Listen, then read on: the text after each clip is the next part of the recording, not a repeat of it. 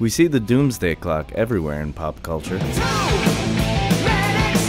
midnight, the hands that threaten doom. North Korea has us pinned on our own 15-yard line with 1 second on the doomsday clock. The watchdog group of nuclear scientists moved the doomsday clock up to 5 minutes until midnight. But what is it? And what makes it tick? It's an invention of the Bulletin of Atomic Scientists, an organization founded by the Manhattan Project in 1945. The scientists involved created the Bulletin of Atomic Scientists newsletter to examine the consequences of the creation of such powerful weapons. It became a magazine in 1947, and this June marks the 70th anniversary of the clock's first appearance. The clock was designed to represent scientific assessments of global threats, and how close they might bring us to a world-changing doomsday event, meaning the clock striking midnight. The Bulletin of Atomic Scientists board members meet every year in November to discuss factors that merit adjusting the clock. A majority are Nobel laureates and leaders in their field, and a couple are household names. The board considers a variety of factors when they set the clock.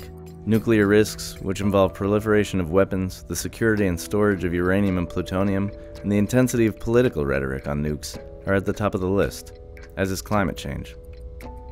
There's no mathematical formula that yields a precise measurement. Instead, it's a more holistic barometer of global threats.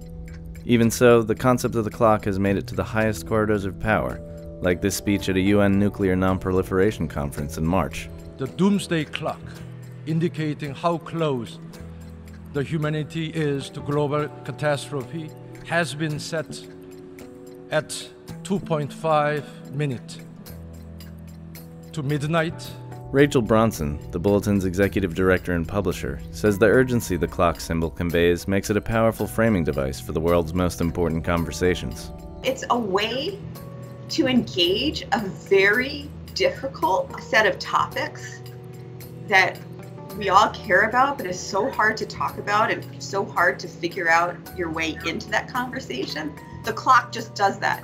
And it's like the most beautiful example of the power of when art and science comes together. Martel Langsdorff, a painter and the wife of a Manhattan Project physicist, designed the clock face that adorned the magazine's inaugural issue in June 1947.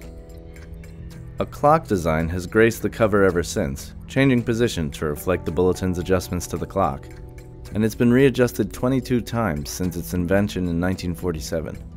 Langsdorff started the clock at 7 minutes to midnight in that year's June issue for purely aesthetic reasons.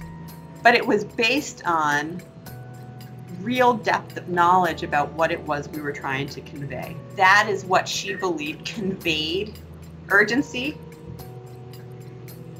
still time to respond, but dwindling. 2 minutes to midnight is the closest the clock has ever gotten to doomsday. The Bulletin turned the clock forward in 1953 due to thermonuclear hydrogen bomb tests by the United States and the Soviet Union. 3, 2, 1, T0.